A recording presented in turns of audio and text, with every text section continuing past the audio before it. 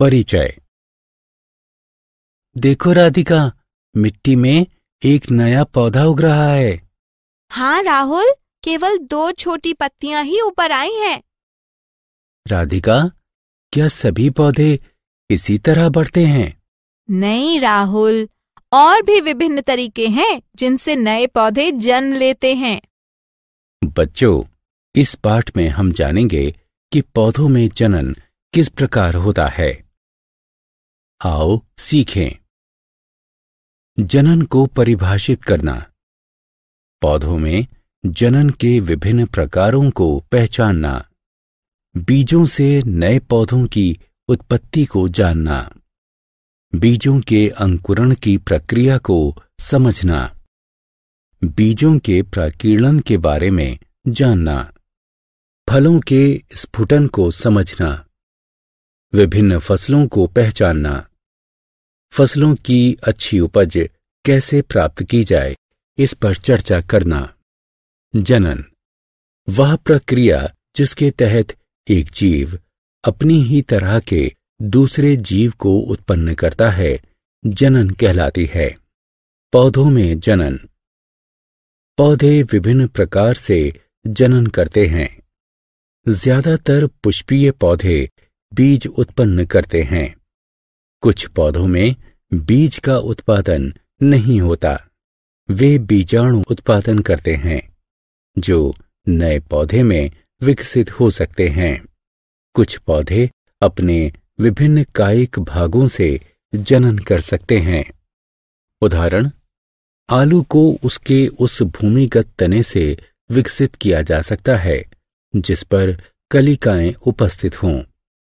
गुलाब, money plant और गन्ने को उनके तने की कलमों से विकसित किया जा सकता है। पत्थर चट्टा ब्रायोफिल्लम की पत्तियों से उसका नया पौधा विकसित किया जा सकता है। शकरकंद का नया पौधा उसकी जड़ों से ही पैदा होता है। बीजों से नए पौधे की उत्पत्ति। पुष्पीय पौधे बीज उत्पन्न करते हैं। किसी भी पौधे के द्वारा उत्पन्न किए गए हर बीज के अंदर एक शिशु पौधा उपस्थित होता है, जिसे भ्रूण कहते हैं। बीज के चारों ओर एक कठोर आवरण होता है, जिसे बीज पत्र कहते हैं, जो शिशु पौधे को संरक्षण देता है और बीज को सूखने से बचाता है। बीज का अंकुरण। बीज अनुकूल परिस्थितियों में अंकुरित होना प्रारंभ करते हैं। एक बीज के अंकुरण के लिए जल, वायु और ताप की आवश्यकता होती है। बीज जल का अवशोषण कर फूल जाता है और उसका बीज कोट नरम हो जाता है। सर्वप्रथम अंकुरित होने वाले पौधे की जड़ दिखाई पड़ती है, जो भूमि की ओर बढ़ती है। तदोपरांत तना अंकुरित होता है, जो ऊपर की तरफ सूर्य के प्रकाश की ओर बढ़ता है। इसके बाद तने पर पत्तियों का निर्माण शुरू होता है। ये नया पौधा अंकुर कहलाता है, जो एक वयस्क पौधे में विकसित हो जाता है। बीजों का प्रकीर्णन। उस क्षेत्र की स्थिति क्या होगी जहां किसी पौधे के सभी बीज उसी जनक पौधे के आसपास ही पनपने लगे?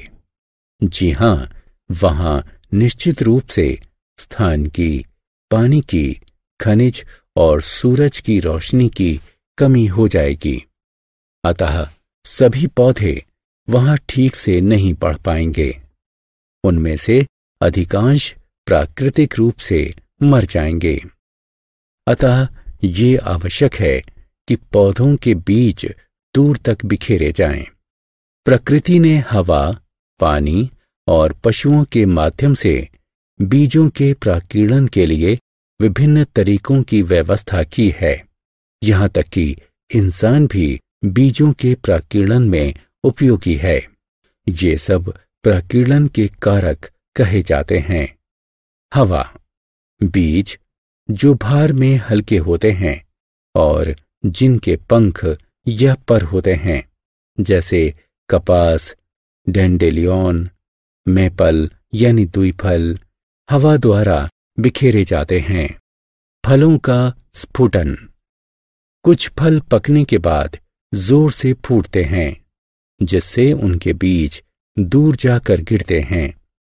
इस तरह की प्रक्रिया फलों का स्फुटन कहलाती है। उदाहरण: जिरेनियम, बाल्सम, मटर आदि। फसल। विभिन्न पौधे जो खेतों में किसानों के द्वारा उगाए जाते हैं और कई तरीकों से उपयोगी होते हैं, फसल कहलाते हैं। फसलें मुख्यतः 3 प्रकार की होती हैं। खाद्य फसलें, उदाहरण गेहूं, चावल, सब्जियां। रेशा फसलें, उदाहरण कपास और जूट।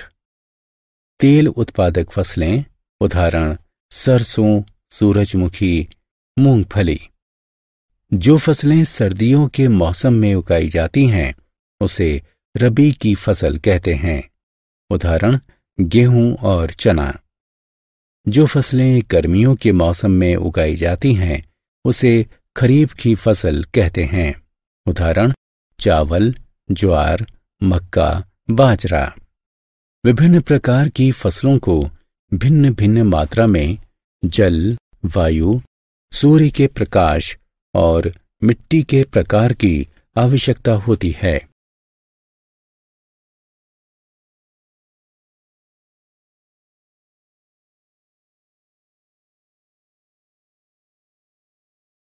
आओ खेलें।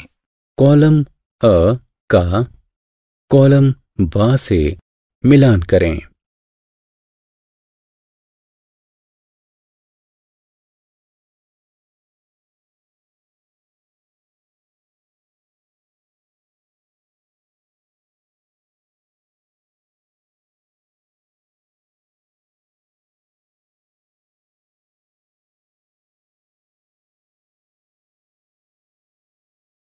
फसलों की अच्छी उपज प्राप्त करना।